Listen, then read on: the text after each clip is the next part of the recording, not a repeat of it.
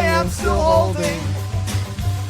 And it's sad to know that it was not enough. And it's sad to know that we're back to round one.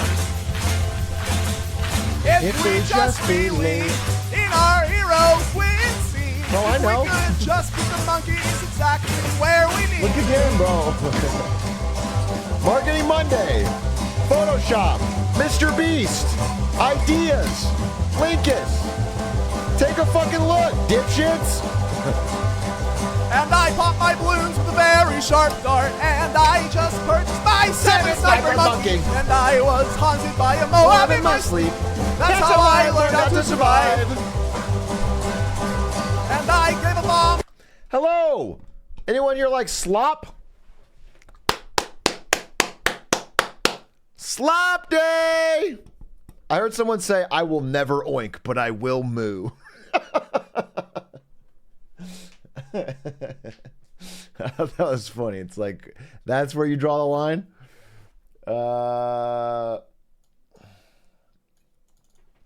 And I and I something an ill advised plantation. Wait, I want to get a hat. My hair's a little off today.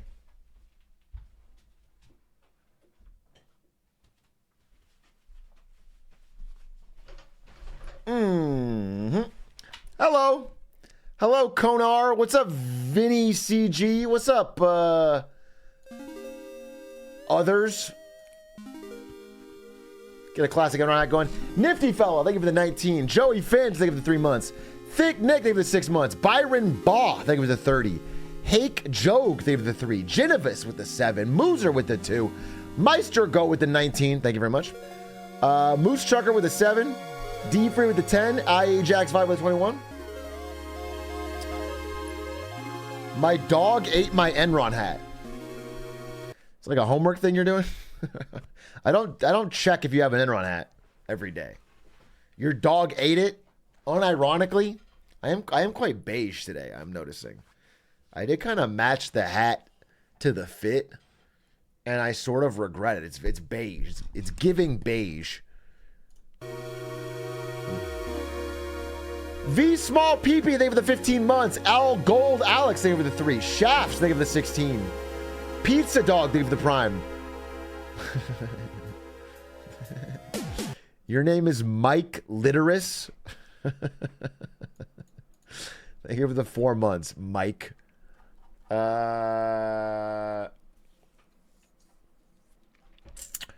Greed Streams. Hey, Big A, did you see that SBF snorted his entire supply of Addy and turned into Dr. Manhattan? I did not see that. Likely because I don't think it happened. I think the reason I didn't see it is not because I missed the news, but more that you made it up entirely for my chat. That's my theory. That's my working theory. Obviously, if I see a breaking news item saying Dr. Manhattan roams New York with suspicious hair, T1 versus Team Liquid at 10 PST at Atrioc question mark? Are you asking me if that's happening? Or what are you trying to... Yes, it is happening. Will I be co-streaming it? No, obviously not. I don't have the co-streaming license for Riot Games. Worlds. Hey, Big A. Soulja Boy was the first rapper to ever hit a level 14 hype train on Twitch today. This is a big moment for rap and cultural acceptance. Finally, rappers can be considered mainstream artists. Now that they've hit level 14 hype trains.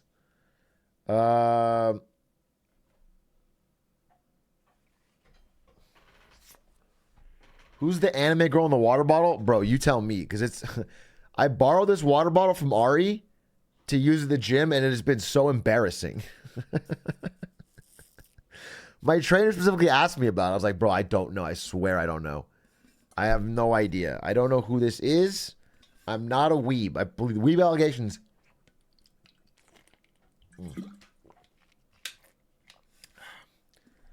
No, I don't know. I don't know who this is, and I don't know who this is, but they are adorning my water bottle. Secretly like it, anime girl. What? I promise you that if I ever decide to to turn the heel and become a full-on fucking weeb, I'll tell you. I'll proudly share it. But for now, I don't like it, and I don't... Bro can't afford a water bottle. Technically, I bought this one, okay? As the provider of this family, I have purchased this water bottle for my wife, and then I borrowed it. But I did pay for it.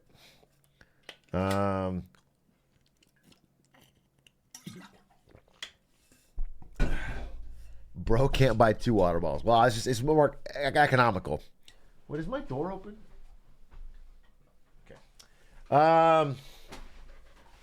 Is this an East Coast stream? Bro, what a dumb fucking question. Yes, it is. All streams are for my East Coast frogs. I care about them so deeply. That's why I start late. Because they like to stay up real late. This one counts, by the way, as my East Coast stream for the month. Mendy, thank you for the 4 months. Doug Zug, thank you for the 2 months. Tyronus, thank you for the 16. Who's that baddie on your shirt? She a queen for real.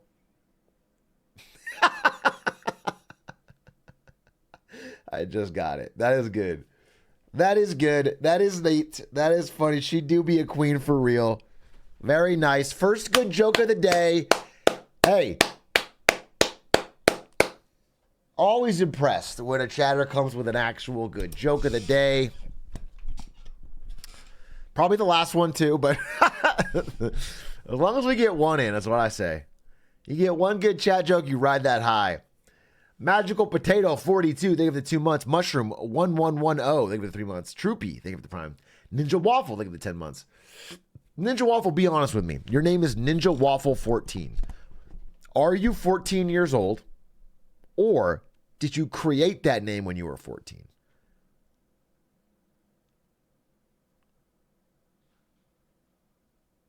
Born in 2014? I'm just, because I think a name like Ninja Waffle is a name that you make while holding up a spork on Tumblr in your youth. I don't think you make it nowadays. I don't know, but I don't know your age or your history. I want to know where that name came from. But I'm looking at your chat history. If you're not responding to my question, all you've typed is moo. So I really don't know. I don't know. I just want to know where that. I don't know. I made it when I was 14, and I've kept it for nostalgia purposes. Also, funny to get people's reaction to me being 25. I called it. I fucking called it. I said made it when 14. That's what I'm saying.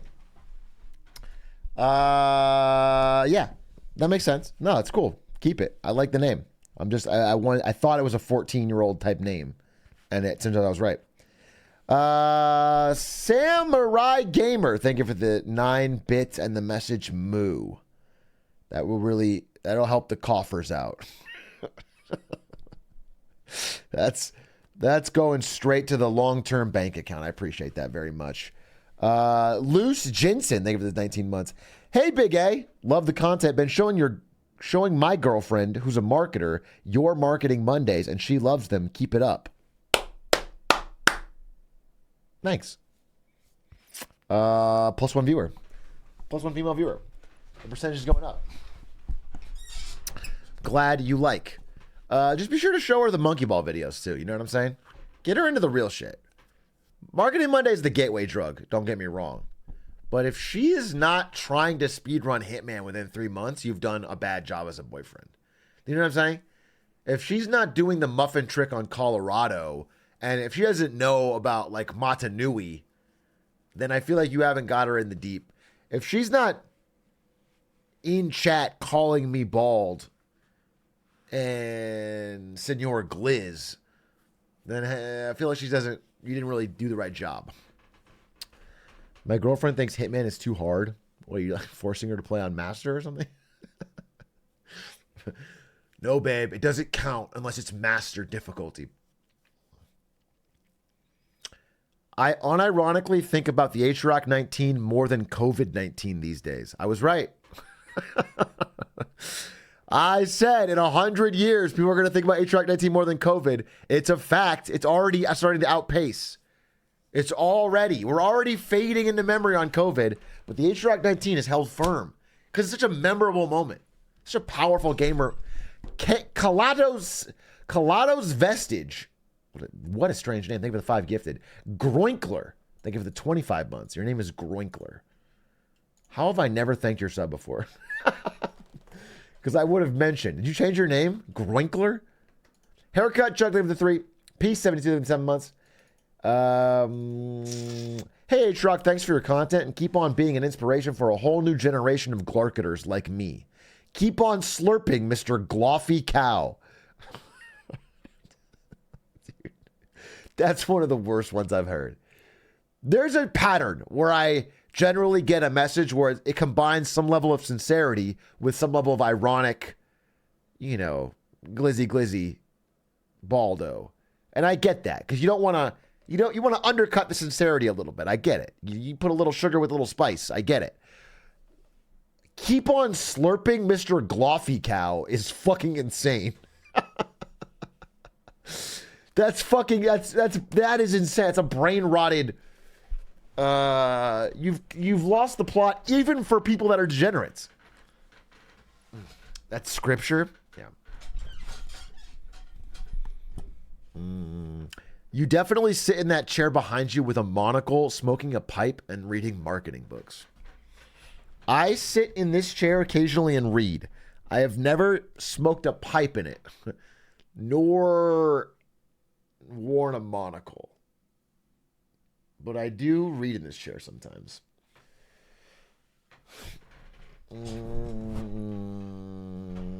Nerd ass reading books and shit, Lamau. Man, reading is so fucking lame. Reading is so fucking lame, dude. It's lame. It's like, what, you're gonna fucking just stare at this fucking blank, this fucking basic ass page, not even animated?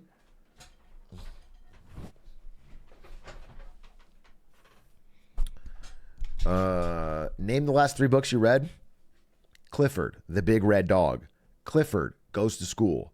Clifford Saves the Fire Department. And that was just this past month. I've been zooming through those.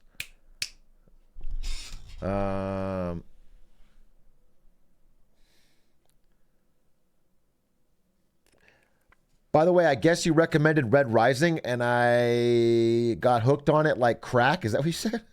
Lost your message. Yeah, you did say that. You got hooked on it like crack. That's great. It's a very fun series. Yeah, if people are looking for fiction, I always recommend that one. Because it's just like, it's a gripper. It's a gripper and ripper. They're probably going to make a show off it eventually. So if you truly hate reading, just hold. Hold strong. Put up your dukes. Put up your defense. Take the punches. I never read. And then watch the show. Hey, Truck, I have a midterm tomorrow. What do I do? Exactly what you're doing right now. Avoid studying. Avoid thinking about it. Distract yourself with streams and videos and fucking games. And then just try to enjoy it. And then try to squeeze the panic in right before bed. And then say, oh, you know what? It'll be better to be well rested than study. And then go to bed. And then by then you've bought yourself even more time. Then you wake up and then that person has to deal with it. You know what I'm saying? Then they only have an hour. So the maximum amount of anxiety is only an hour. Then you fail. Because you didn't do anything. But by then it's over and it's like, well, you can't do anything about it now.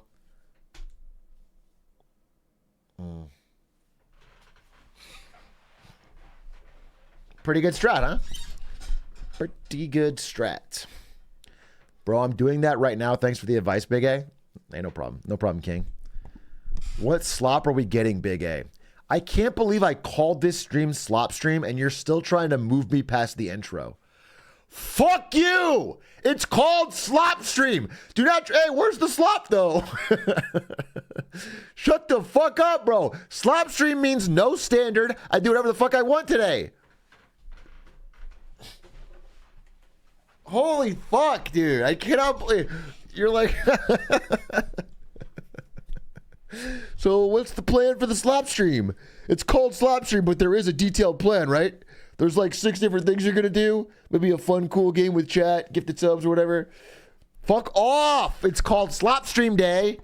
I'm only doing it to slop it up a good time. Have a good time with chat.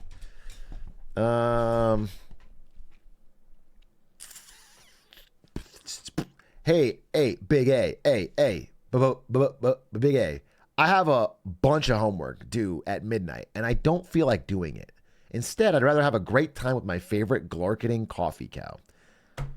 Go do your homework, bro. Unironically, go do your fucking homework. It's not your favorite time. I'm just doing a normal ass fucking slop stream. You will be happier having finished that shit. It's gonna bother you.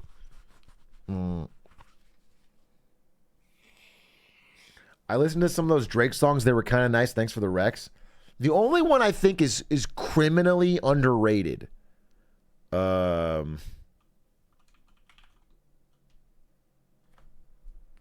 Is Away From Home. Away From Home is the one where he's like trying to get a place when I remember days in the east with the bros watching Tristan and DeVoe while they running up the skull. I remember. He just does this whole thing where every bar is like from before he was, you know, like when he was coming up. And you know, it ends everyone with I remember. Something, I remember. And it goes through all of his. I mean, every rapper tells their same story over and over again, but at least it's something real. Do you know what I'm saying? I like that song because he hasn't rapped about that. And it felt like authentic and felt like kind of a yearning for the times before you were super rich and you were like, what? It was good. I liked it. It was a good song. Overall, it was a good song. Some good wordplay on there.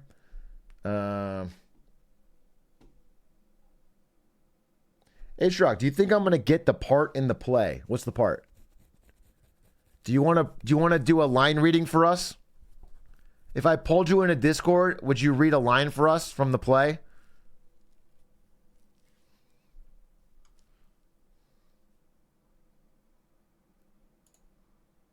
Yes, I would. All right. Fuck it. Fuck it. All right, this is going to be a line reading from Professor Poogie. We will determine whether or not they get the part in the play. Let's see.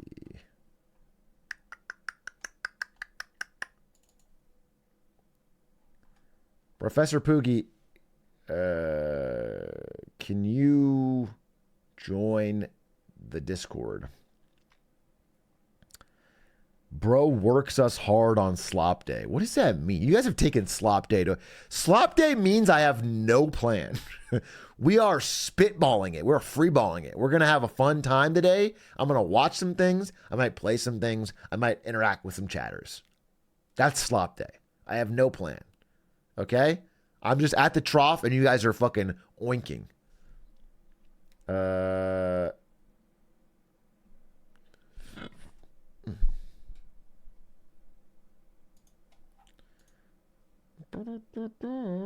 Yo. Yeah. Wait, yo. Wait, hey. what? It's hi. Hey, Atrioc. Poogie? Nice to meet you. Hi. Yeah, Professor Poogie. How did you... Your name is Lucas. How did someone put you in here? How did you get in this chat room? I was just placed here, man. I don't have the power. These are forces beyond my control. Holy shit. Look, this guy fucking hacked his mainframe. All right. Well, hello. So what is this part you're auditioning for? So it's a play in my local community theater. And I'm gonna be like it's a very like it's a heavy play, I'd say. It deals with like a town in Reading, Pennsylvania, and a steel factory that goes on strike, and then I'm the fucker that ends up scabbing. You're the scab? Yeah. You're playing a scab in a play about labor movements. Yeah. So this scene, the audition was a monologue from that, from when the bartender, I'm a busboy at the bar that all the people at the steel factory go to unwind at. Okay. And the bartender is confronting me about me crossing the line. And then I'm like, trying to justify myself. I see. By the way, I don't support scabbing. Let me just let's clear the air. I'm gonna set the record straight. I know I'm live. Imitates life. Okay. Okay. So I can't separate the artist here. Okay, so you're gonna give a scene. Okay, that's interesting. Chad will be the judge of that. I'll give the monologue. So one more thing. At the beginning, when you were saying the character you're playing, did you say that this character is Latino? Yes, specifically they're Colombian. Yeah. Okay. I'm Argentine, so Okay, I was gonna say, I'm are you skirting the Latino? lines here. Okay. Yeah. Okay. I'm pushing it with being Argentine, but it counts. Yeah, that's fine. Okay, I can speak Spanish. I could give you that pass for sure. as a Okay, Latino okay, king, yeah, so. you're Latino too. You get it, you get it. All right. Is there any line I need to say to get you introed? Do you know what I'm saying? Do you mean to set you up? You can It's a. Here, I can message you. If you want to drop it in Discord. I can drop a message for you. It's a paragraph, man. So it's not huge, but it's. I'll give you the last sentence of it. All right. Okay, yeah, that works. No, it's fine. Okay, I got this. All right, here we go. Okay. This is a real scene. This is scene work. Yeah. All right. No, thank you for this. This is helping me out. This is really gonna help. Okay. All right. Without further ado, here is really a two-person play between me and Dr. Poogies or whatever. Yeah, Lucas works too. Yeah. That works. Me and Lucas. Yeah. Okay. Your character's name is Stan. My character's name is Oscar. I don't think that's brought up, but all right. And what's Stan like? Sorry, I really got to get into character here. I'm actually a method actor. So he's in his 50s. He's got a limp. He's worked the line for like 26 years. He's a vet, but now he just runs the bar where all the workers go at, you know? And yeah, right. And I'm the bus boy. I'm like, 21. I'm a young man, and I'm trying to hustle, Everyone here is saying the character's younger than me. Very funny. It's true. Very it's funny. true. All right, here we go. Don't you yeah me. My dad put 42 years into building that plant. Those benefits, those wages, that vacation time you're so hungry for. And guess what? He fought for him when the going wasn't so great. That's right. And you think you're going to walk in and tear it down all in a day? There are folks out there that won't go down easy. Why are you coming at me that way? I'm not disrespecting you. I'm just trying to get paid. That's all. For 3 years, I've been carrying nothing but crates. I've got $20 bills taped to my wall and a drawer full of motivational tapes. Got a jar of Buena Suerte from the Botanica and a candle I keep lit 24/7. I keep asking for some good fortune. That's it. A little bit of money. That's it. My father? He swept the floor in a factory like Olsted's, and those fuckers wouldn't even give him a union card. But he woke up every morning at 4 a.m. because he wanted a job at the steel factory. It was the American way. So he swept fucking floors, thinking one day they'll let me in. And I know how he feels. People come in here every day. They brush by me without seeing me. No, hello, Oscar. If they don't see me, I don't need to see them. And scene. Woo! Chills! Chills! Oh my God, let's just both quit our jobs and go on the road and do this fucking I think play. we could make it, man. I think we already got support from chat. So. That's a sold out audience every night. Yeah, and they will show up to live theater. Absolutely. That's what this chat's about. They're supporters of the arts in a major way. Yeah, the voter turnout of this chat is going to be great. Well, Lucas, I think you sound great, man. Good luck. I think you're going to crush it. And thank you. I appreciate it. I'll keep you updated. I appreciate your support. Yeah, if they ever need a Stan, you know what I'm saying? Oh, I'll let him know. For a Stan, I just feel like I really embodied that character. No, I think you killed it. I mean, you got me in the zone. You were a very generous performer, All right, Lucas, have a good one. Appreciate you dropping in. Thank you. Thanks. Big fan. Thank you, man. That was nice.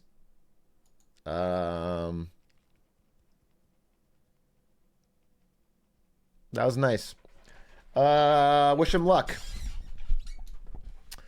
Can we get a copy of the script and do our own versions? Dude, get a life.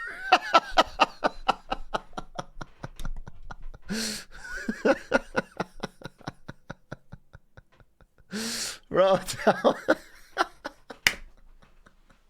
what, I'm gonna break the class into two and give you all the script and you can record? No, bro, you don't have to do it just because you saw it. Just fucking, if you want to do it, Google it. All right, I'm not gonna. I'm not turning it into a class activity. You see, George Bush has a master class. Did I see it, bro? I've been studying it. First, you gotta cock the arm back. Look straight down the center plate, all right? And that's when you Don't think about 9/11. Don't think about 9/11. Don't think about 9/11. And you just chuck it.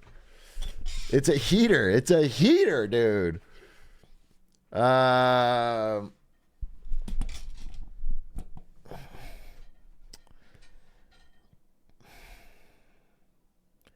Another classic Atrioc time waster for you. Business analysis number 2. Save it for the Reddit. This is a slop day, not slop day. You know what I'm saying?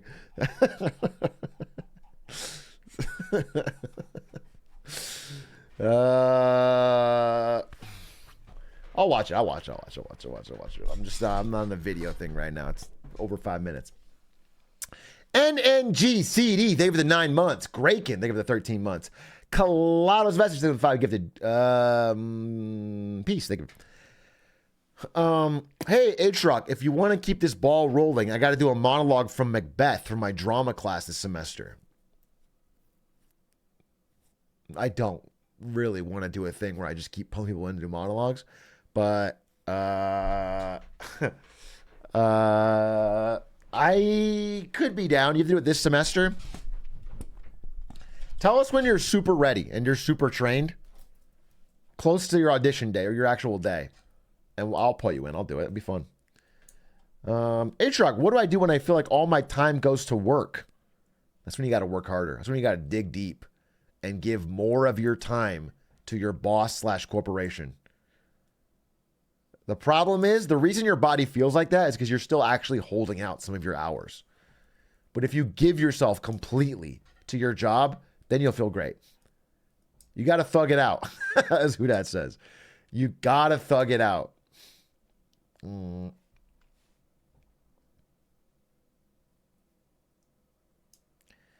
know that feeling where it's like, if I could just get through this week, you know? Well, that feeling is always true. So just keep pushing through. That feeling is it always gets, after that week, everything gets better.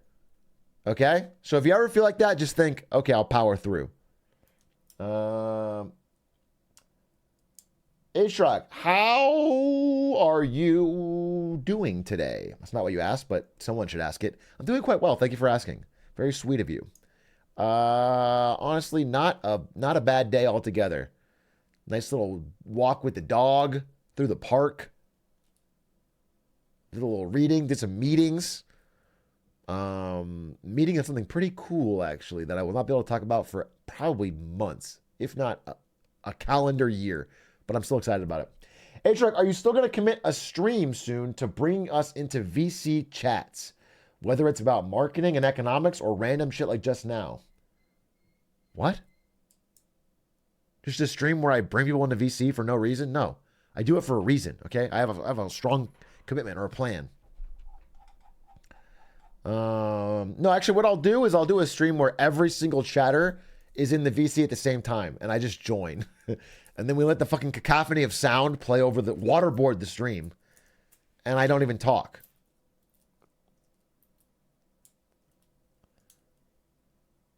I am doing, I think the plan is Friday. What is today? Wednesday? So tomorrow, well, we'll see. I have to decide. So here's the two ideas for Thursday and Friday. I will flip them as appropriate. Thursday or Friday, I'm going to do a full Marketing Monday presentation on a cool topic that I've just been researching. Other idea is King of the Hill Aux battles, where I bring someone into the stream and they pick a song and we play it, and then someone else comes in and plays a song, and if that's better, then we kick the first person out. King of the Hill Aux battle. So not only for VOD frogs. Which I think will be pretty fun and pog and champ. So I'm pretty stoked about that. Are we allowed to play the song on an instrument, or does that have to be a video format? If you're crazy enough to play a live song, then I guess you could do that. But yeah, it's supposed to be like famous songs, like songs you will like. Songs for the chat to get hyped to. It's just going to be a full demonetized VOD.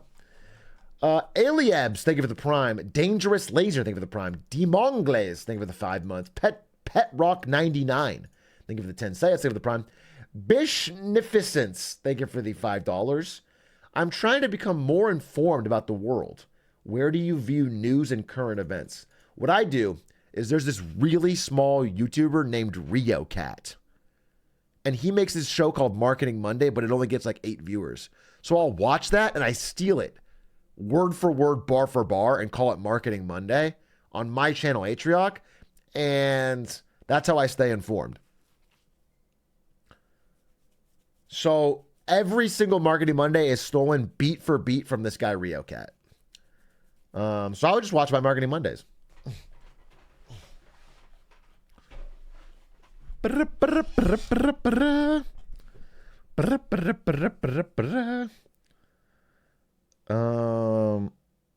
dumbass looked up RioCat like it was a real channel.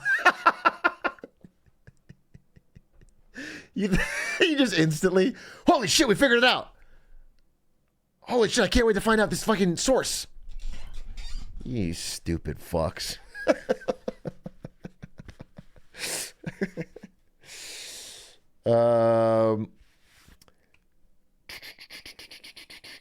What do you have to say about the accusations that you're infamous criminal Dr. Carbonation? I've been hearing, isn't that crazy? Dr. Carbonation is such a famous criminal who's done so many obviously terrible but incredible feats. And like I've been hearing these funny rumors lately that I have anything. I don't know the guy. I mean, I'm in awe of him and his dastardly yet incredible achievements, but I don't. Obviously, it's not related to me in any way. I'm not even a doctor. Do you know what I'm saying? I'm not a doctor. Thoughts on his chiseled cheekbones? Yeah, I guess he does have pretty chiseled cheekbones. You know? He does have that. But what can I say? He truly has shaken this world up.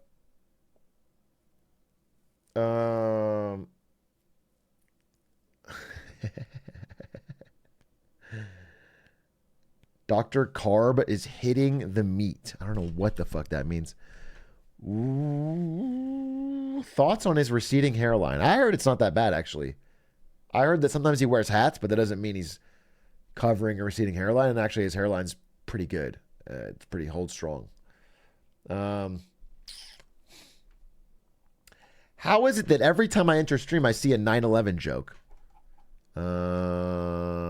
When you're a hammer, all you see is nails. You know what I'm saying? When you're someone who wants to see a 9/11 joke, you're gonna see one. I haven't seen that many.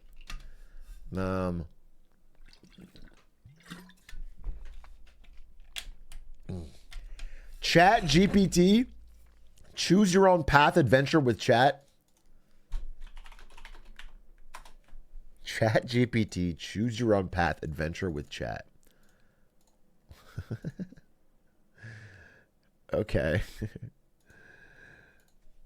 Write me the opening paragraph of a choose your own adventure novel about what? What setting?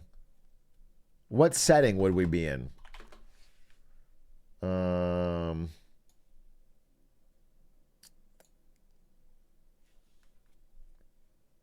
A hot dog salesman in New York. The Carbo Nation.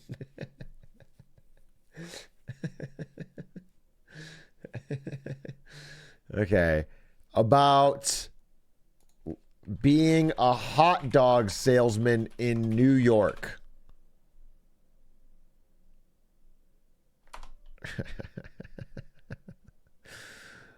Okay. Well, I don't know what it's going to do with this, but I'm going to try it out. Hot dogs and high rises, a New York adventure. The hustle and bustle of New York City surround you as you set up your hot dog stand on the corner of 42nd Street and Broadway. Hey, I'm walking here. Skyscrapers rise like giants above, and the crosswalks teem with people from all walks of life. As the aroma of sizzling sausages fills the air, the choices you make today will shape your destiny as the city's most renowned hot dog salesman. Will you become the talk of the town, finding fame and fortune one hot dog at a time? or face challenges that test your resolve. The decisions are yours to make as you navigate the winding streets, quirky customers, and unpredictable turns in the life in the Big Apple. Turn to page 2 to start your day, or skip to page 5 to consider a mysterious offer that could change everything. We're page 5ers, right? That sounds way more interesting. Page 5. Page 5, the mysterious offer. As you're arranging your condiments, a man in a sharp black suit with reflective aviator sunglasses approaches. Where's my sunglasses? I gotta play every character with aplomb.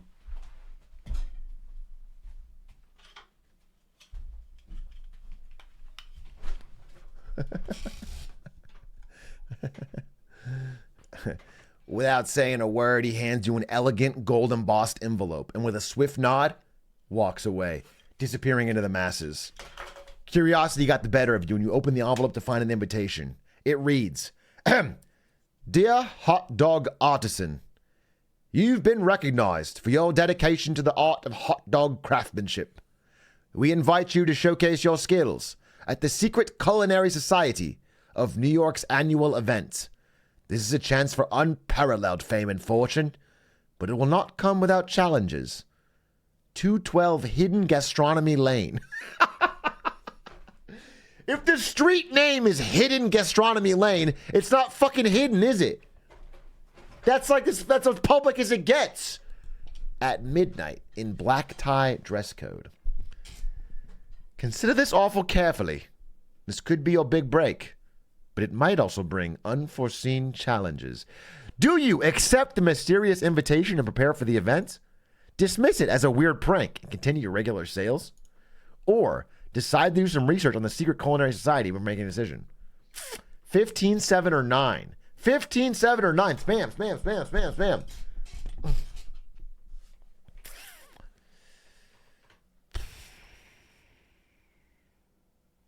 Wow, tough to say.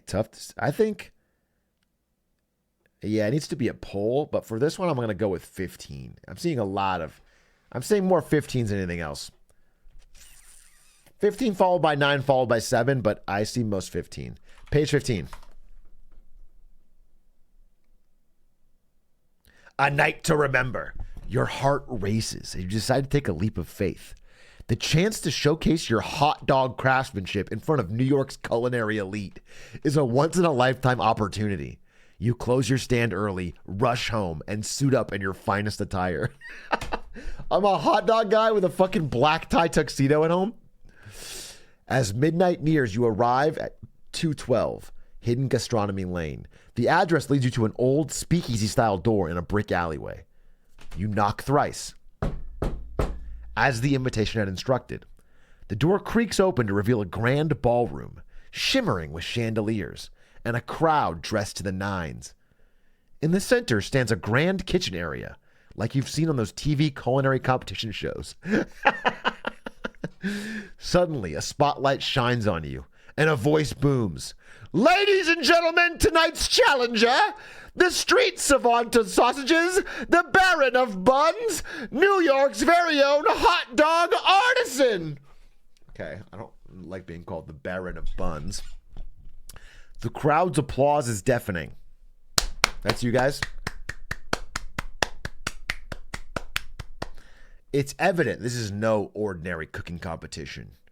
You are led to a station filled with the finest hot dog ingredients you've ever seen. Wagyu beef, truffle-infused mustards, artisanal sauerkrauts, and rare cheeses from around the world.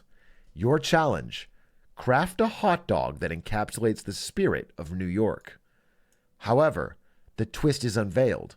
Your competitors are renowned chefs from across the globe, each with their own unique take on the humble hot dog.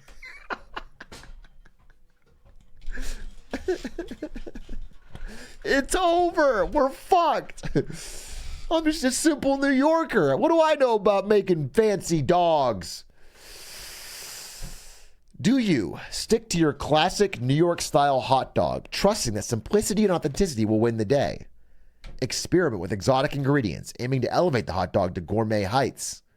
Or form an alliance with another chef, combining your street knowledge with their fine dining expertise?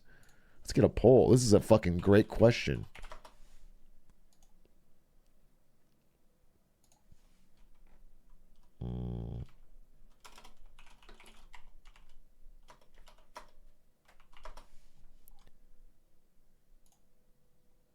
Type 1 for 23, stick to your classic style. 2 for exotic ingredients, going for gourmet. Or 3 to form an alliance with another chef, combining their street knowledge with their fine dining expertise. So many ones. You guys want me to turn in a basic fucking street dog? The kind that every fucking vendor makes for all time. Just a fucking basic ass warmed up hot dog with fucking Heinz ketchup. And that's going to win in this fucking gourmet underground. They picked you for a reason. They picked me because I ordered ChatGPT to write me a story about it. Not because this didn't really happen, bro. Keep it simple, stupid. All right, fuck it. Clearly, the odds are to do this. Page 23. Page 23, the classic touch. Trusting your gut, you decide the heart of New York lies in its authenticity. While others might get lost in the glitz and the glamour of gourmet ingredients, you believe in the magic of a well-made classic. You grill your sausages to perfection with just the right amount of char. The buns are toasted lightly, crisping the edges while keeping the center soft. For the toppings, you select a bright yellow mustard, sweet and tangy sauerkraut, and freshly chopped onions. As you assemble your hot dog, memories flood back. Memories of your first day setting up shop. The regulars who always had a story to share. The kids whose faces would light up with that first bite. This isn't just food. It's a piece of New York's soul. It's a fucking hot dog, bro. The judges, a panel of the city's most influential culinary critics, take their first bite. Their expressions are inscrutable. But then, the harshest critic, a stern woman known for her tough reviews, smiles. This, she declares, is the taste of home.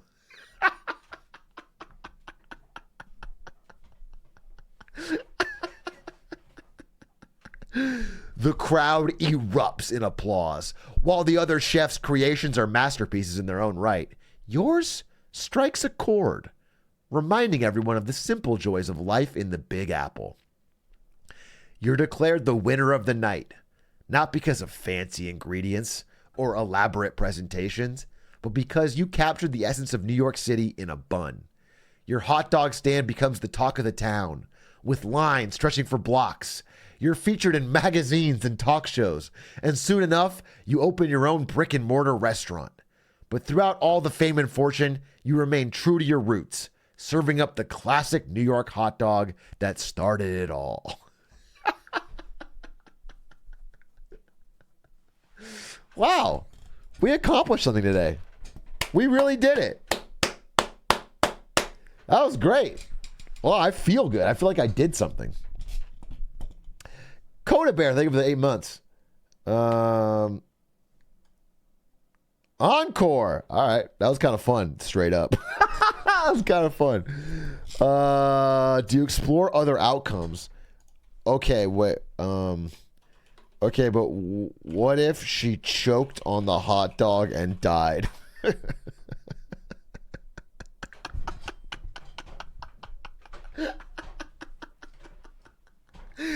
Alternate page 23. A bite of fate. With the atmosphere thick with anticipation, the notoriously tough critic takes a hearty bite of your classic New York hot dog. Within seconds, her eyes widen as she grasps her throat, struggling to breathe. Panic spreads like wildfire. The grand ballroom, moments ago filled with applause and admiration, is now consumed by shock and horror. Someone from the crowd shouts, "She's choking!" A few chefs rush forward, attempting the Heimlich maneuver, but it's clear they're inexperienced. The room is in chaos. People are screaming for help, and you're frozen in place, the weight of guilt pressing down on you. Suddenly, a man in a tuxedo and bow tie emerges from the crowd. With practiced precision, he performs the Heimlich, and after what feels like an eternity, a piece of sausage is ejected from the critic's mouth. She gasps for air, her face red but alive. The man is revealed to be Dr. Harrison, a renowned surgeon and food critic who'd been invited for the event. The room, still in shock, bursts into applause, grateful for his life-saving intervention. I'm sorry. What? Bro, I said she died.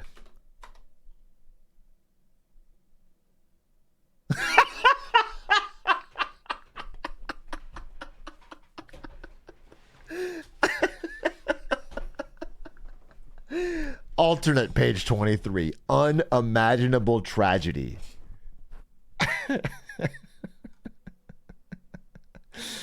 You watch in a state of numb disbelief as paramedics arrive, but it's clear that she's gone.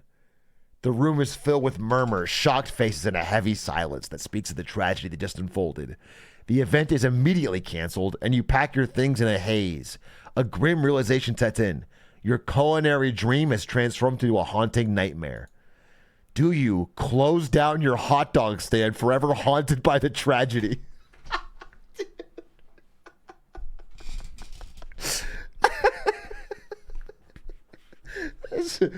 A dark turn indeed. Publicly take responsibility for the tragedy, facing legal consequence. You gave her a hot dog. It's not your fault. She choked on it. Dedicate your life to promoting food safety and awareness, transforming your guilt into a mission to ensure no one else suffers such a fate. You can't. It wasn't a poison hot dog. She just took a big bite and choked on it. You guys are voting for one to close down the hot dog stand? Okay. This is truly an alternate metaverse. Page 45, A New Path. The bright lights of New York seem dimmer now. The joy you once found in crafting the perfect hot dog is replaced by a consuming guilt and the haunting image of the critic's final moments. You decide to close down your hot dog stand, unable to face the place that once brought you so much happiness. Friends and family try to console you. They say it was just a freak accident, but the weight of the tragedy is too heavy to bear. Months of self-reflection lead you to a small coastal town in Maine. Far from the chaos of New York, the crashing waves and salty air offer a semblance of peace. With your savings, you purchase a small cottage overlooking the sea. Excuse me? On my hot dog vendor salary, I bought a cottage overlooking the sea? In what world? In what economy? With time, the healing power of nature begins to mend your shattered spirit. You take up painting, capturing the breathtaking sunrises and sunsets, the tranquil waves and serene landscapes. The small community, unaware of your past, embraces your art. And soon you find yourself hosting small exhibitions at the local community center. Though the memories of that fateful day never truly fade, the support of the tight-knit community and the therapeutic power of art allow you to rebuild your life, finding a new purpose amidst the paint and the canvas. What if I got really into selling lobster rolls in Maine?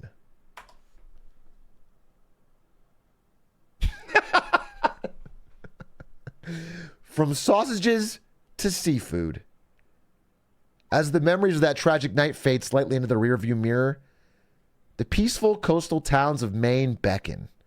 Walking along the docks one evening, the aroma of freshly caught seafood fills the air. An idea begins to form.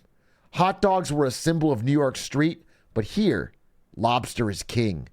You envision a stand, not too different from your hot dog cart, but serving delectable lobster rolls. Okay, now, what if the first person to eat one of my lobster rolls chokes and dies?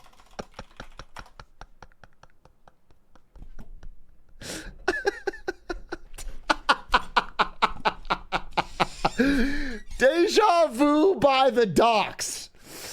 The day is sunny with a slight breeze.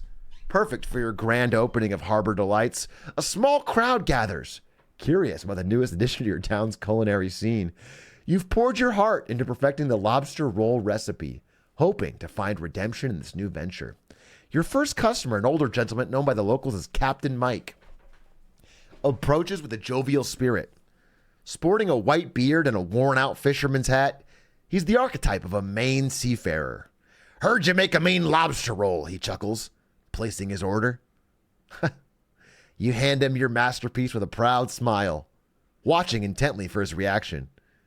But as he takes his first bite, his face turns from delight to distress.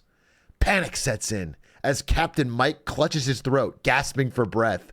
Horrified onlookers shout for help, and memories of New York come rushing back like a tidal wave. It's happening all over again.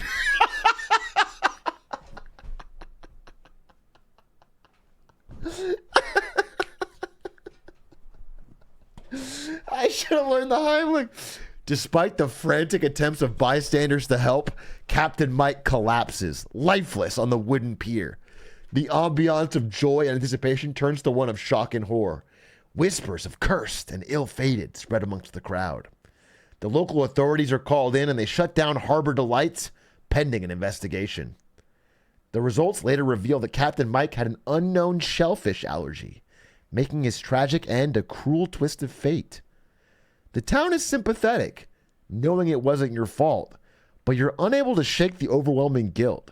2 places, 2 ventures, and 2 unthinkable tragedies. Do you decide the food industry is too painful, choosing to leave it behind altogether?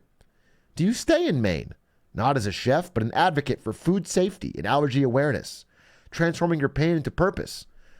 Or do you seek solace by healing by isolating yourself in a remote lighthouse, far from the towns and reminders of the past?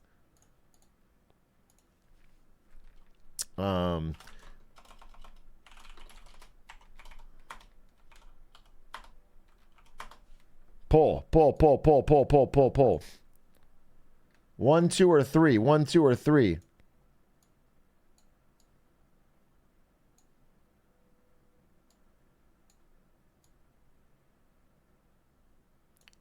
It's a hard and away 3, huh? It's a hard and away. It's a hard and away. Okay. We're going to the lighthouse. Page 60. Okay.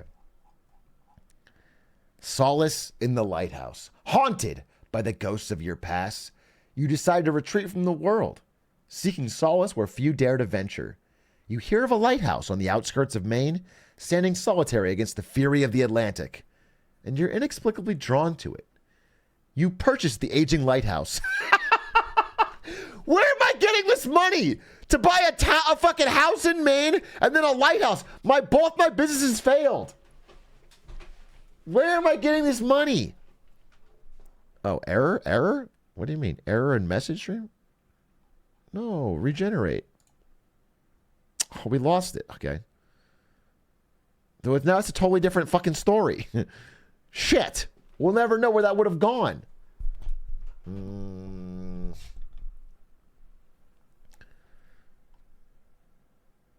The old Cedar Point Lighthouse, standing tall and solitary at the edge of the cliff, becomes your refuge. The lighthouse had been automated for years, but the keeper's quarters remain intact. You negotiate a deal with the town council to maintain and live in the lighthouse in exchange for ensuring it remains operational. Days turn to nights, nights turn into days, and you lose track of time. The world outside continues its pace, but in the lighthouse, time seems to stand still. Each day consists of maintenance tasks, reading, writing, and watching the vastness of the sea. Stormy nights become your favorite. The howling winds and crashing waves resonate with the turmoil inside you. But as the weeks turn to months and then to years, the sea's constant ebb and flow start to heal your wounded soul. One day, walking along the cliffside, you find a young artist, sketchbook in hand, trying to capture the beauty of the lighthouse. You strike up a convo, and she mentions how the lighthouse has become a beacon of hope and inspiration for many in the town. Your story, though tragic, has touched many, and the lighthouse stands a testament to the resilience and the human spirit's ability to endure. Through this newfound friend, you reintegrate with the community. While never leaving behind your life at the lighthouse, you start hosting weekly gatherings where people share stories, music, and laughter. The lighthouse, once a symbol of escape, transforms into a place of connection, healing, and hope. Make myself a bowl of soup to celebrate.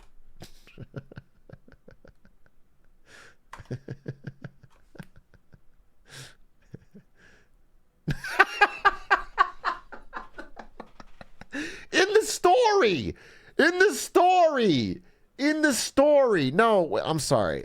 Stop generating. In the story. Okay, wait. Have my character make himself a bowl of soup in the lighthouse to celebrate. Page 61, warmth in a bowl. It's a whole chapter on making soup. I'm not going to read this whole thing, okay? He makes the soup, okay? Yes, we got that. A sprinkle of oregano, a few torn basil leaves, and seasoning with salt and pepper, and soon the soup starts to take shape. As the soup simmers, memories of the past come flooding back. The bustling streets of New York, the journey to Maine, the tragedies, and finally the peace you found in this lighthouse. I'm sorry. Have the character choke on the soup, dying, and ending his story once and for all. Page 62. The final spoonful. You savor the richness of the soup. Each spoonful a testament to your culinary skills and the journey you've taken to this solitary point. The melding flavors, the aroma, and the warmth each tell a story of resilience, hope, and change. However, as you take another spoonful, a piece of tomato skin or perhaps a rogue herb goes down the wrong way. An unexpected coughing fit ensues. Panic sets in. Alone in the lighthouse, the vastness of the sea is both your audience and your witness. The soothing sound of the waves contrasts with the desperate gasps for air. The once comforting ambiance of the lighthouse becomes hauntingly lonely in these final moments. The rich history of your journey, the ups and the downs, the tragedies and the triumphs, they all seem to flash before your eyes. The room blurs, and the weight of both the past and the present becomes too heavy.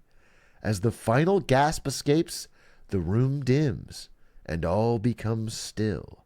The sea continues its eternal dance, indifferent and vast.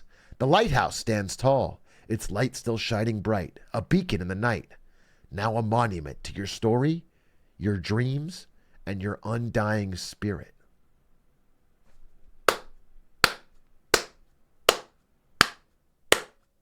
Chills. The powerful story. 3 meals, 3 deaths. A chef who was cursed and yet filled our lives with light despite it all. Have him shit his pants when he dies. Page 62, an undignified...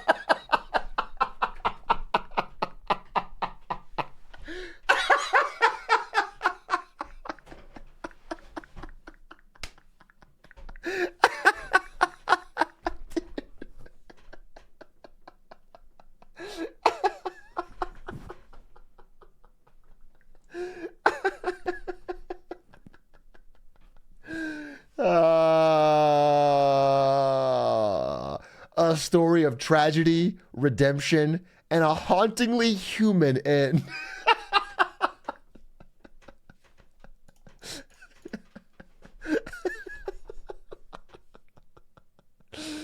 Oh, that's great. That's fantastic. What a powerful story. You guys are... Sorry you guys don't fucking like humanity. Shit happens, literally. Okay, it's more raw, it's more real.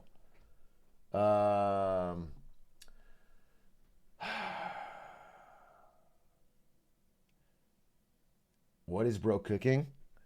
Wait, imagine.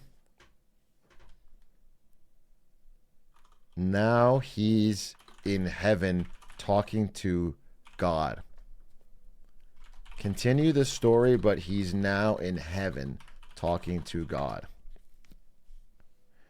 Celestial conversations. Floating in an ethereal expanse, a soft luminescence surrounds you. There's no ground, no sky, just a gentle, infinite light.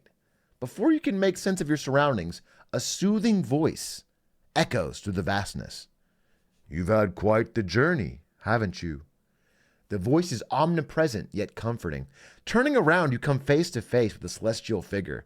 Gentle eyes, an aura of pure light, and an expression of understanding. You immediately realize you're in the presence of the divine. God? You question, voice trembling. Yes. And I've been watching your journey. It's rare for someone to experience such highs and lows in one lifetime. The gravity of your past experiences starts to weigh on you. But here, in this serene realm, the pain feels so distant. Why did all those things happen to me? Why was my journey filled with so much pain and tragedy? God pauses for a moment before replying. Life is a mosaic of experiences, both good and bad. It is in these experiences that souls learn, grow, and evolve. Your journey, as tumultuous as it was, gave you insights, wisdom, and empathy that few possess. Especially the part at the end.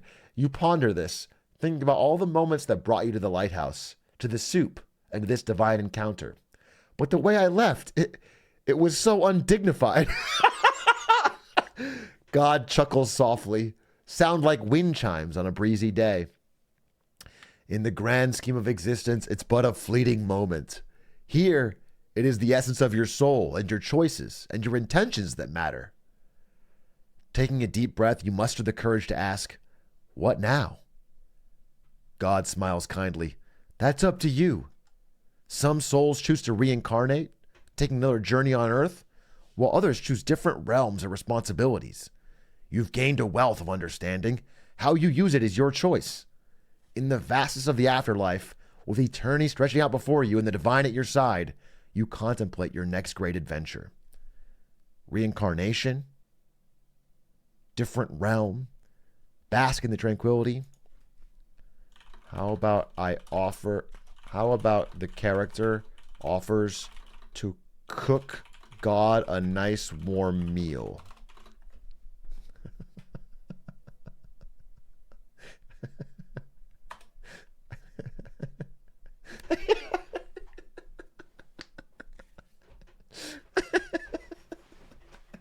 Moved by the conversation and clinging to the one thing that always brought you comfort, you say, you know, throughout my life, cooking was a way for me to connect with others and express myself.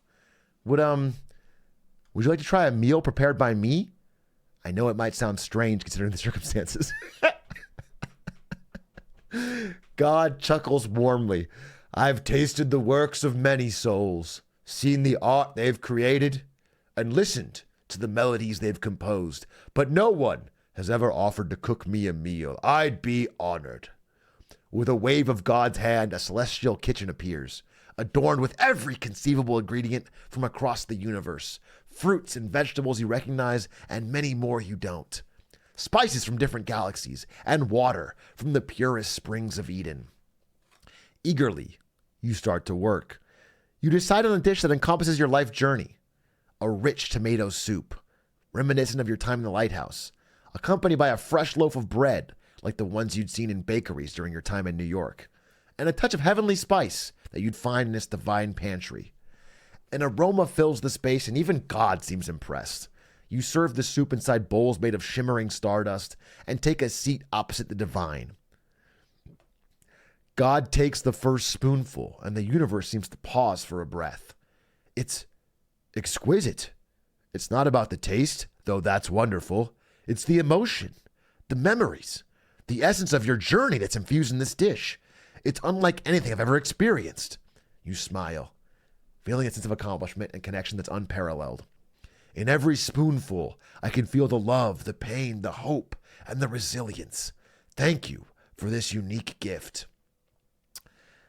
In that infinite kitchen, one simple bowl of soup, you find the connection that transcends existence itself. It's a reminder that a simple act of sharing, whether it's a meal or a story, is one of the most divine experiences of all. Have God choke on the soup and die.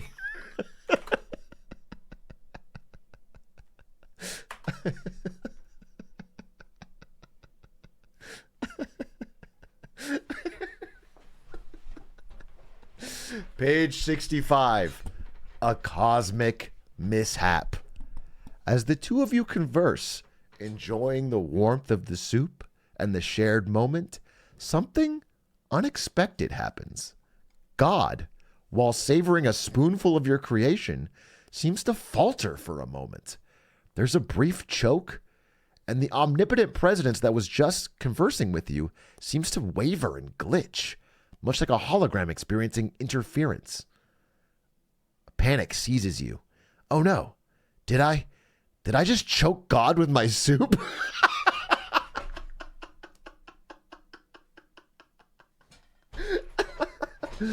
But as quickly as the disturbance began, a ripple courses through the fabric of the universe, resetting the equilibrium. The soft luminescence returns and God's form stabilizes. Chuckling, God looks at you with amused eyes. Well, that's a first. No one's ever choked me before. Don't worry, I can't truly die. But it seems your soup has a knack for creating unique experiences. Embarrassed, you stammer, I'm so sorry. I never imagined. God interrupts, laughing heartily. It's all right. In the grand timeline of existence, even this will be a story worth telling. It's not every day the creator gets a surprise, let alone from a bowl of soup. It reminds me there's always something new to experience, even for me. Reassured, you join in the laughter. The soup incident becomes a cherished memory, a testament to the unpredictability of existence and the joy of shared experiences. Yeah, but have him take another bite and actually die. And also maybe Nietzsche shows up.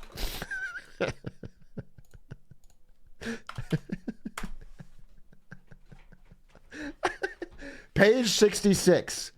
The death of God. Resuming your meal, God seems a tad apprehensive but curious. Well, if the first bite was that eventful, I wonder what another spoonful holds, God muses, picking up the spoon again.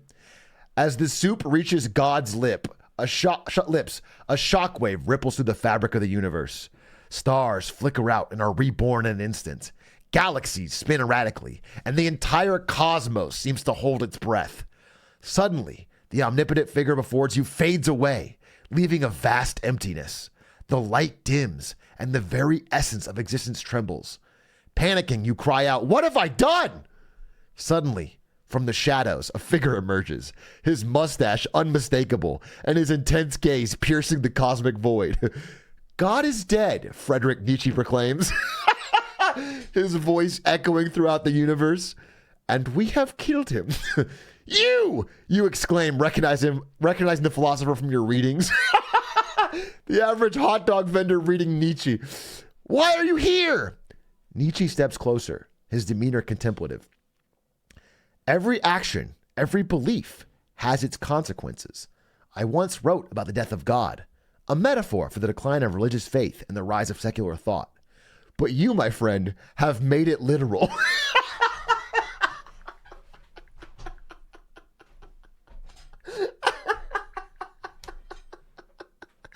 You're horrified. I never meant to. It was just soup. Nietzsche smirks. Isn't it fascinating? The grandeur of existence, the vastness of the cosmos. And yet, it's the simple, unexpected moments that hold the most power. What does this tell us about the nature of existence? Before you can reply, he continues, we must move forward. For in the absence of the divine, it is our responsibility to forge meaning, to create purpose. But what now? How do we fix this? Nietzsche gazes into the void. Perhaps there is no fixing it. Perhaps this is a new beginning, a universe without a creator. It's up to us, and beings like us, to determine its future. To attempt to resurrect God and restore balance to the cosmos, turn to page 72.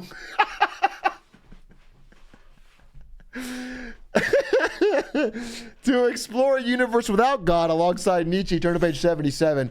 To search for a deeper understanding of your own existence in this changed universe, turn to page 80. Wow.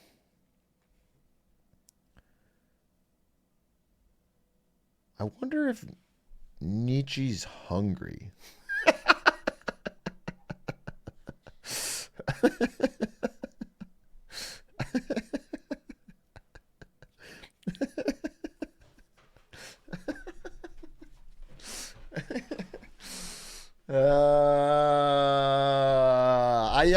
I'm a murder hobo even in my own fictional universe. All right. I think that was a good story. I mean, I think, once you've killed God, where do you go from there? That was powerful. I really feel like that was good.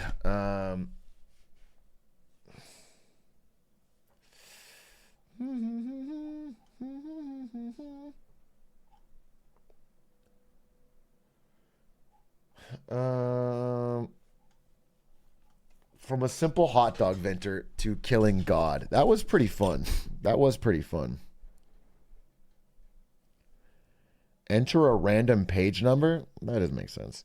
I'd spend at least $5 on this as a book. You could gift me a sub right now. If you would spend at least $5 on it and I just gave it to you with reading, you could do a sub right now. If you were so confident in that statement. It was an audiobook, really. Publish the book and I will. I regret leaving. Thank you for the gifted. Plasma CS. I mean, I really don't know where else I could take the story. I could kill Nietzsche for sure. I could have Nietzsche choke. But I don't think once God's dead,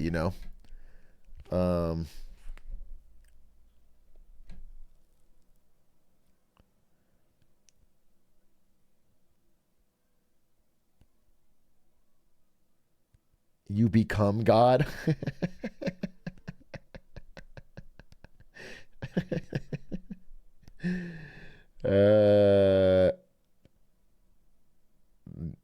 You are the now. Yeah, but what am I gonna?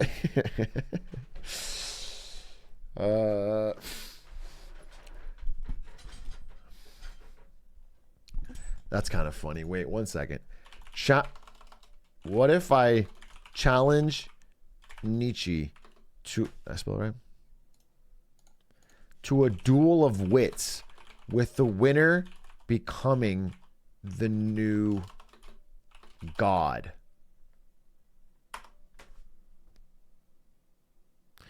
Page 67, a challenge of minds.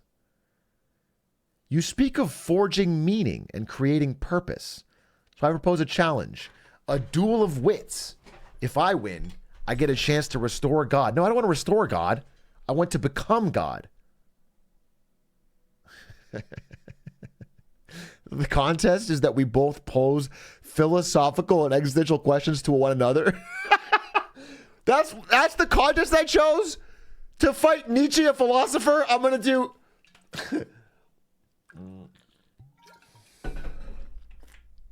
a Reddit debate?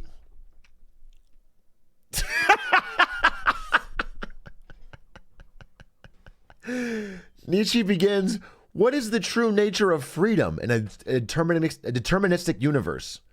You ponder before responding. Freedom in a deterministic universe is the ability to act in accordance with one's nature and understanding, even if every action is predestined. And it's not the absence of causation, but the realization and acceptance of it.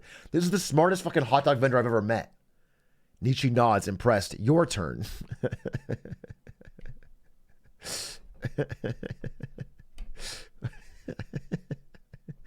Okay, now I'm God.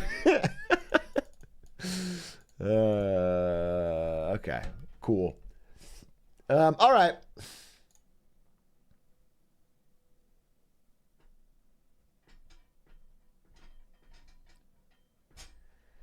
Pretty powerful. We went from a hot dog vendor to God. Good story. Good story. Good story. Good story. Good story. Good story.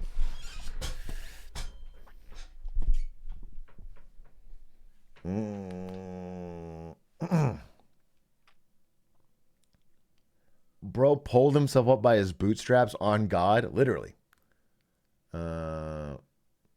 Flood the earth with soup, recreating Noah's Ark.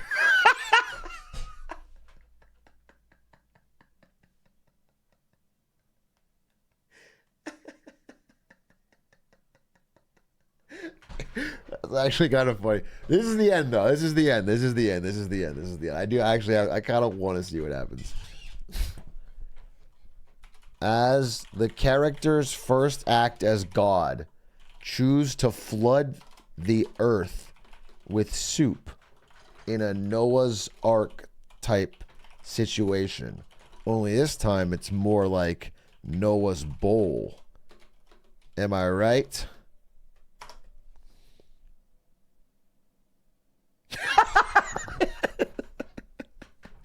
Page 68, Noah's bowl. Noah's bowl.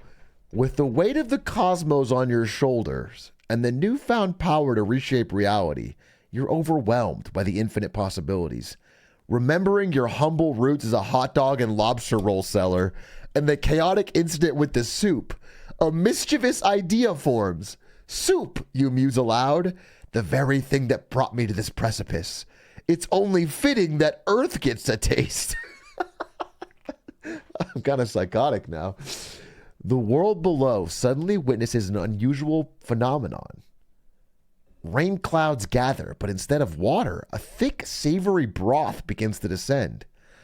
From light consommé to hearty stews, every conceivable type of soup showers down, filling the streets, rivers, and oceans. Amidst the confusion, you send a vision to a humble chef named Noah, known for his exquisite soup recipes. Noah, you intone, create a massive bowl. Gather 2 of every ingredient, herb, and spice. As the world floods with soup, your bowl will be the vessel that preserves the essence of earthly cuisine.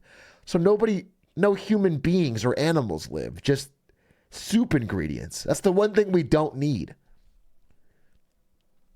Noah, ever the adaptable chef, doesn't miss a beat. With the help of his family, he constructs an enormous, buoyant bowl, stocking it with ingredients ranging from common vegetables to the rarest spices. As the world submerges beneath the brothy deluge, Noah's bowl floats atop, preserving the diversity of flavors. The soup flood continues for 40 days and 40 nights. When it finally ceases, the world is a vastly different place. Mountains of mashed potatoes dot the landscape. Forests of breadsticks rise to the skies, and oceans swirl with a variety of broths. As the soup levels recede, Noah's bowl settles atop a peak, known as Mount Bouillon. Noah and his family disembark, planting the seeds for new crops and spices, ensuring the culinary arts flourish in this newly seasoned world. From your vantage point, you watch as humanity adapts, building communities around the pot pie caves and noodle valleys. Soup festivals become a worldwide tradition, celebrating the great deluge and the rebirth of culinary creativity. And as tales are passed down through generations, the legend of the soup god and Noah's bowl have become an integral part of the world's flavorful history. The end.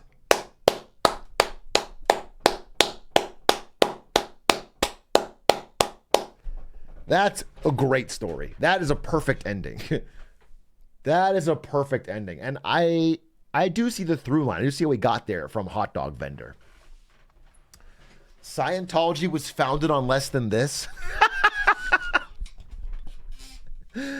Actually fucking true. Actually fucking true.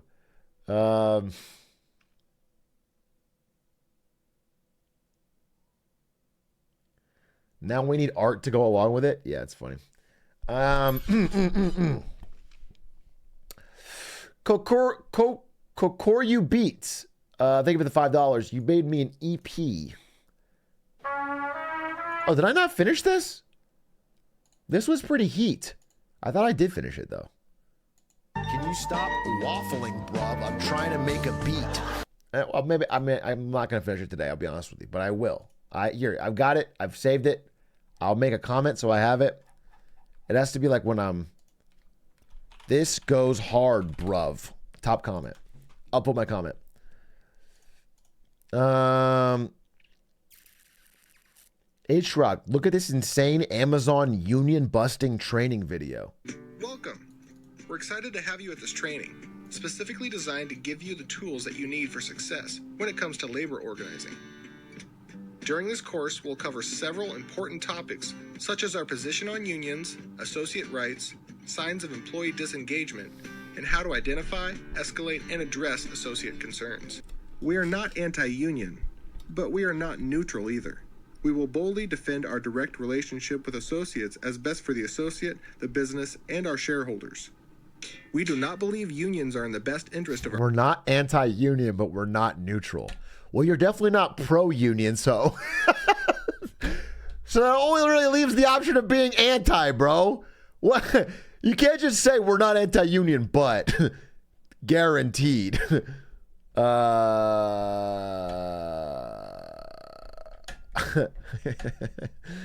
I'm not necessarily anti-war, but I'm not neutral, and I definitely, definitely am pro-war. It doesn't make sense. Our customers, our shareholders, or most importantly, our associates. Our business model is built upon speed, innovation, and customer obsession, things that are generally not associated with unions.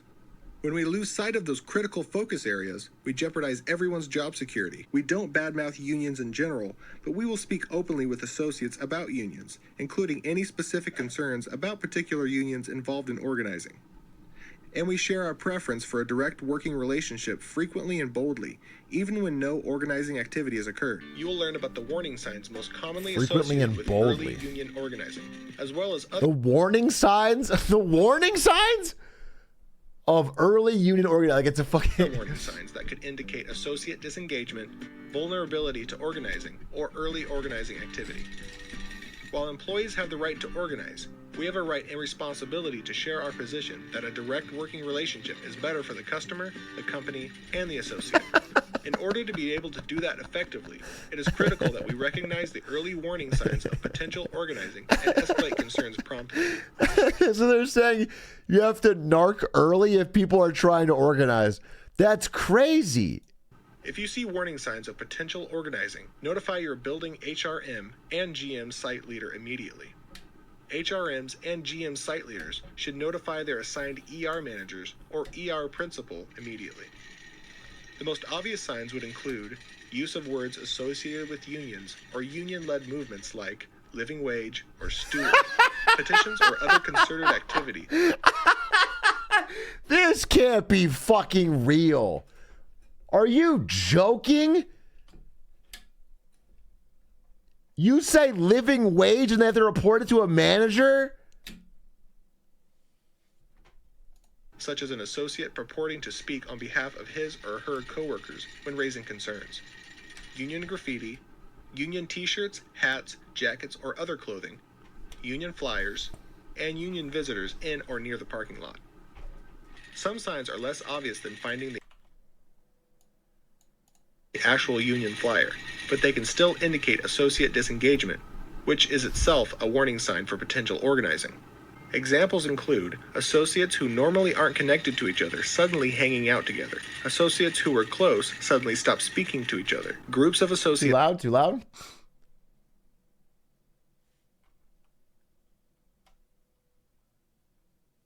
I thought it was better. It was kind of too quiet before.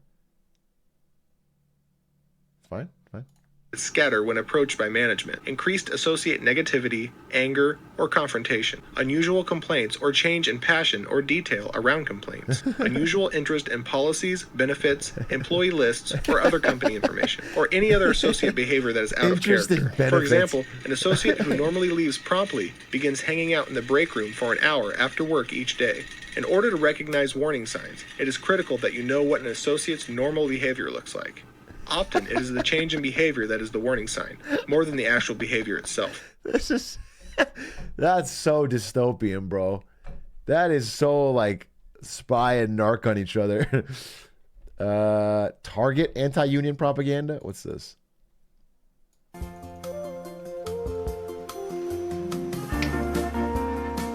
With music like this, how could it be wrong? Welcome to Target, where we know you'll have a terrific experience. I'm Doug. Hello, Doug. And I'm Maria, and even if you already started working here, you're already part of an important team in a great Target store. That's right. Now you were chosen to work in our store It's a little actually too loud, right? because we think you'll help us achieve our vision of being the best company ever. You'll probably learn something new every day, at least for a little while. There'll also be a lot of challenges, but there's nothing we can't solve by working together. The leadership team and your fellow team members are anxious to help you and to make working at Target a positive and rewarding I trust this experience. guy. Look at his smile. If you ever have a question, all you have to do is ask it. Everyone here from the CEO down wants you to be successful.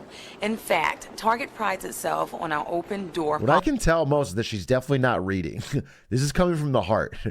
You can tell because her eyes are fixed on one specific point, which is policy. What you Ask do your when team you're being leader, honest. Ask your ETL or ask any supervisor. Their doors and every door are always open to you and what you have to say. Two-way communication, fair dealings are a key part of our culture and a key part of our success. We're in a very competitive business, and we're changing all the time. We have to, in order to stay ahead of the other guys. Now, just a few years ago, we really didn't sell that much in the way of grocery items. But now, well, many of our stores have a full-line grocery. Yeah! And others sell many more food items, which means that we're now competing not only with other retailers, but with grocery stores too. That's a huge challenge, but we believe we can win the battle with the competition because not only do we have high-quality products at competitive prices, we've got the best guest service in the business. You and betcha. because we're the best, that makes those of us at Target a target ourselves. We're a target because we're a threat to unions, the unions that represent grocery store workers. When we take business away from unionized grocery stores, that means they need fewer employees. And fewer grocery store employees mean fewer union members. And fewer members, well, that's a problem for the union business. That's right, I said business. Union business. As opposed to the Target business. That's a family. Oh, I can't trust businesses. I should just trust Target. A union is not a charity, it's not a club, and it's not part of the government. It's a business that has to take in money to survive. But it doesn't have any products to sell. All it has is memberships to sell. A union's only source of income is the money they charge members. Money for initiation and dues and fines and assessments. You get the picture. Yikes. So it's pretty obvious that the fewer members their business has, the less money they collect. It's making a The lot of sense union's to only me. alternative is to get more people to pay their hard-earned money to them in dues every month. And that's becoming more and more of a problem for unions every day. 50 years ago, 1 out of every 3 workers was in a union. Today, that number, excluding government workers. This is like the chart that shows like why fucking wages haven't kept up with productivity, why fucking all workers' rights is in the shitter, and they're celebrating it. They're showing it as like proof. That's so funny. That's crazy. That is such a funny, like 1984 language flip. Has dropped to less than 1 in 10. One of the biggest reasons is that workers know that all the good things unions once did, child safety laws, workman's comp, all of that, they're all laws today. Laws protecting workers. They were passed a long time ago. And nobody wants to pay dues for something they already have. So the numbers just keep... I can't believe they didn't include that. That's actually so funny. They included all the good things unions did, but like, okay, they're done now. They're done now. There's nothing else that needs to be done. That's such a funny argument. These are already laws. Why would you spend your hard-earned money? That's hilarious. keep going down. You can see why the union would want to organize us here at Target. If the unions did try to organize Target team members, They could also try and bring along their way of doing business, an old-fashioned, rigid structure. Old-fashioned is right. Being able to change quickly and adapt to new opportunities, being flexible. That's the key to running a successful business in today's market, and we've got the flexibility now. Right you are. No one knows exactly what could happen, but there are lots of examples of how rigid grocery store union contracts could hurt our store's ability to serve guests and actually hurt our team members in the process. Here's what we mean. Let's say you're working in stationery, but you're walking through domestics on your way to check on something. A guest stops you and asks for help. What would you do? Without even thinking about it, you'd stop and give them any assistance they required. But what if union work rules say you can't work outside of your department? What do you tell the guest? Sorry, I can't help you? That makes you look bad. But more importantly, it means our guest doesn't get immediate attention. The black and white like an infomercial.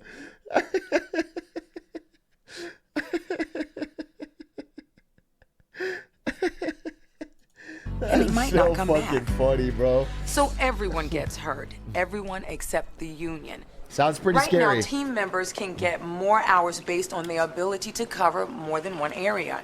You have the option of being cross-trained and becoming a more valuable member of your team. That's right. But with a rigid union contract, that may no longer be an option. Yikes. Also, under the old-fashioned union rules that really haven't changed in decades, seniority rules. Rather than treating people as individuals, everything depends on when you were hired. Schedules, job assignments, promotions, transfers, even days off are often decided by seniority only. Well, I'm a new employee. I don't want that. Can be one of the least efficient and really not a nice way to operate. There's no regard for individual skills or needs of each team member. Top workers suffer because their performance isn't reflected in job assignments or promotions. And the company suffers because the best qualified people don't necessarily get the right jobs. Once again, the only winner is the union. They can justify collecting dues from people who don't get the jobs or Gross hours guarantees they of better life as time goes on. Seniority date. They don't have to offer any explanation at all about why someone else might be better qualified for the job. At Target, we don't have those rigid rules. We're open and honest. You've got the desire, we'll tell you what you need to do to get ready for another assignment. We believe in putting the best person in every job. Okay, well, what about your ability to fire someone at will for no cause? What about protection from layoffs? What about protection from overwork? Oh, or being unpaid for shifts?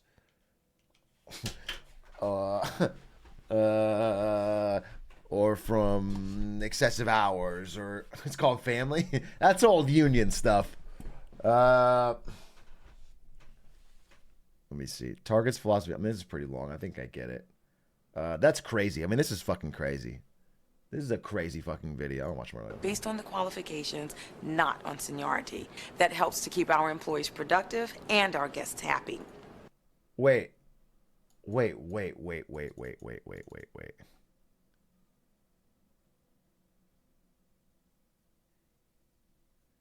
Maria and Doug was filmed under the jurisdiction of American Federation of Television and Radio Artists. And Rick Wright, who plays Doug, is in a union. If someone hires me to play a rapist, does that make me a rapist? You take the job and you're an actor. Am I pro-union? Absolutely.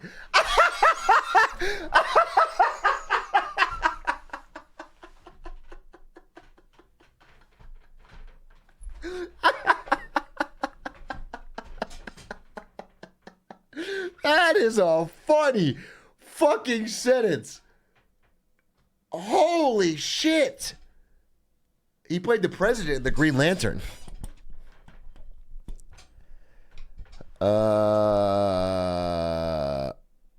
Maria is also a union actor. That's so funny. The anti-union content struck him as very awkward. So funny. He's not even a Target employee. That's so fucking funny. Target used union act.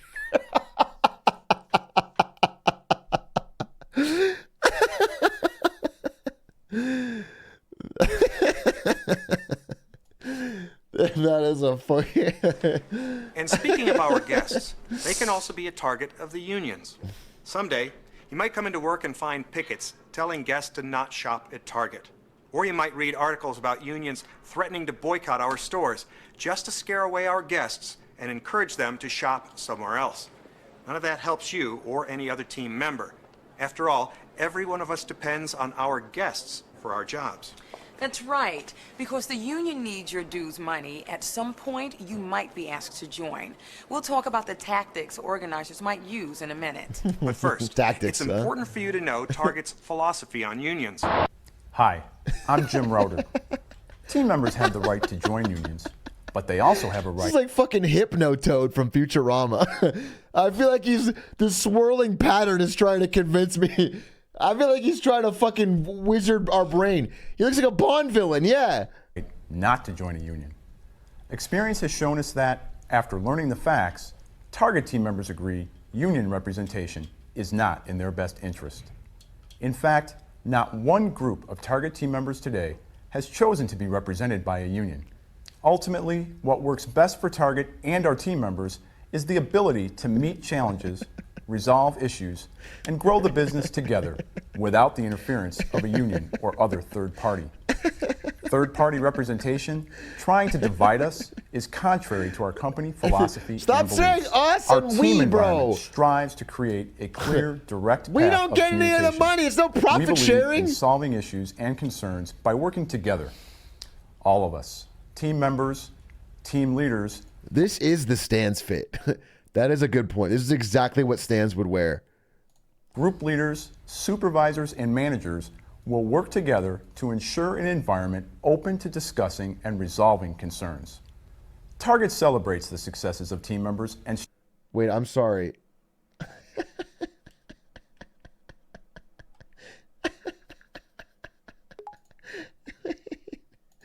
Okay, I have to... Wait, I can't... I don't want to leak my LinkedIn, but let's see.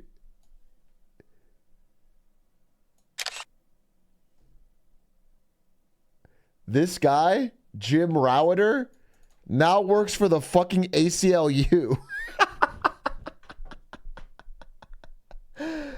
Chief of People, Equity, Diversity, Inclusion, and Belonging.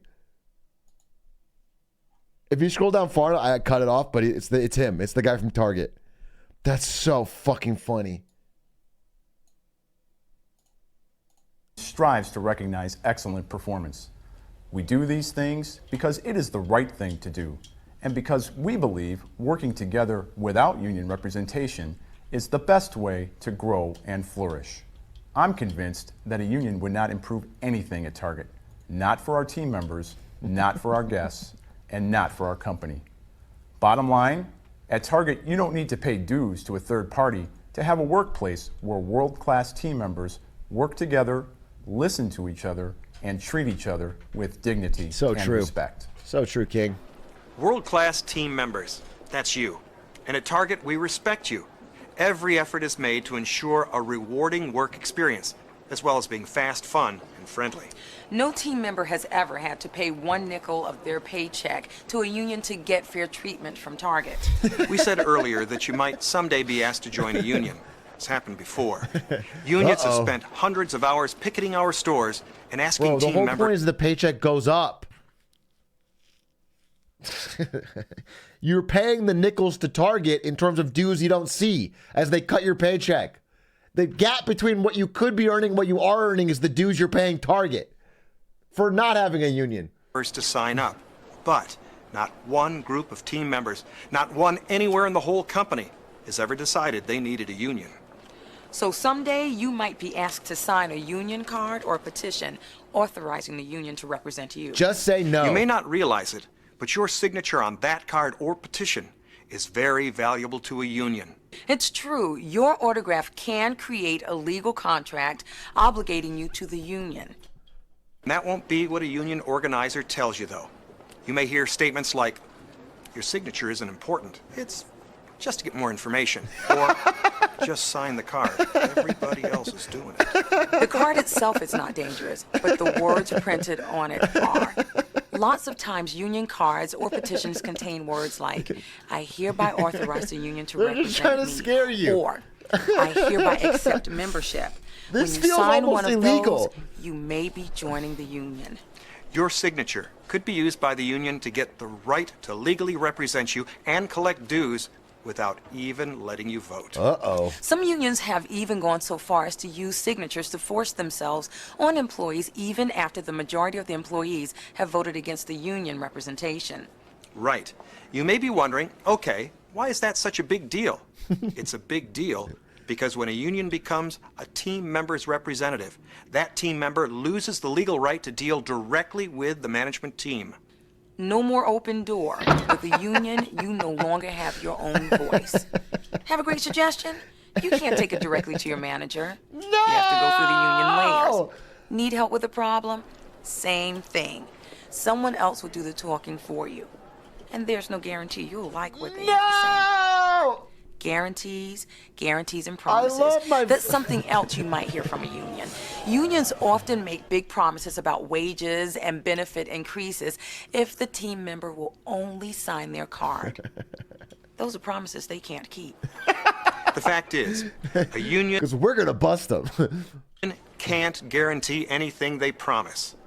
Even if there was a union here, the company can and would legally demand that Target and only Target would make the final decision on all wages and benefits, regardless of what the union promises.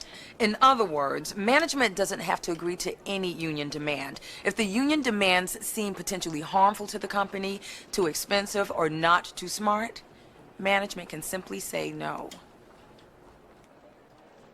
Yeah, and there's a strike. We realize that's a lot of information, but it's very important. Important to Target and important to you. The risk of getting a union without a vote, big promises that can't be kept, pressure on guests not to shop at our stores, for all those reasons and a whole lot more, please think hard before you sign any card or petition.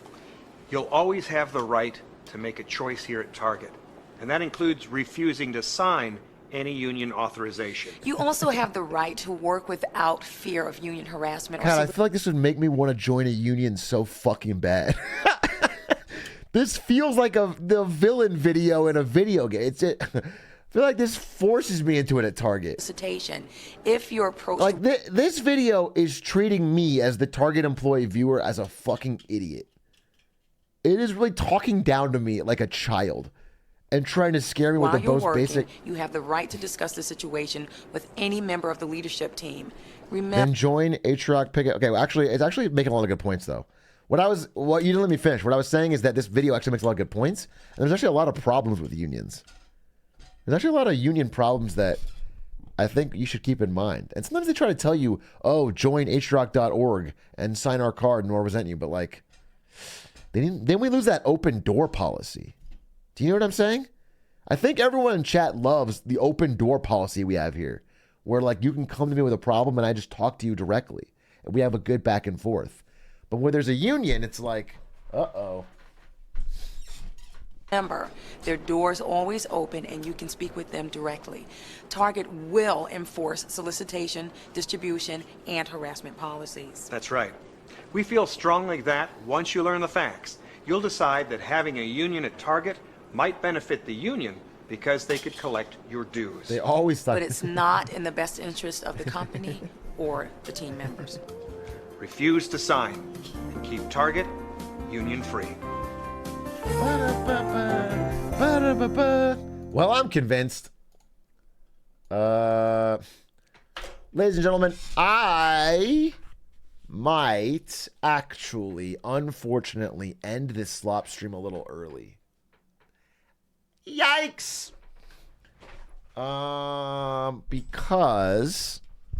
Because I want to finish the Marketing Monday that I'm working on, number one. And number two, I want to watch T1 play. I really do want to watch Faker beat the shit out of Team Liquid and laugh and laugh and laugh. So I cannot stream it. I will get banned. Riot is very litigious. So I may have to just be I think this today's stream was actually more fun than I thought. I thought I was just going to play Lies of P for 3 hours, but then we did the really funny story stream. So it's kind of a slam dunk. And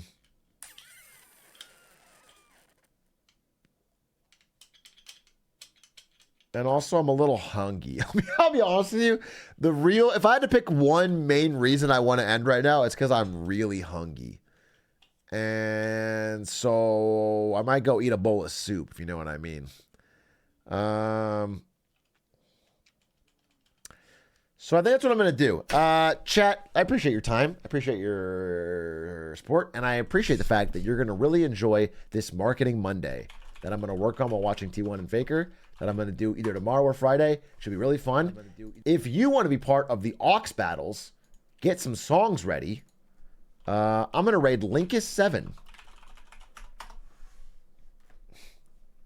I'm going to raid Linkus7, my good friend.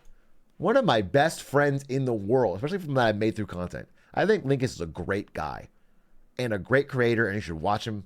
And he's just a fucking upstanding class act of a person. And him and his future wife, Maisie, I wish them the best and the happiness. So here's a raid. Give him some love and have a good night. Thanks for watching. It was a fun stream. Bye.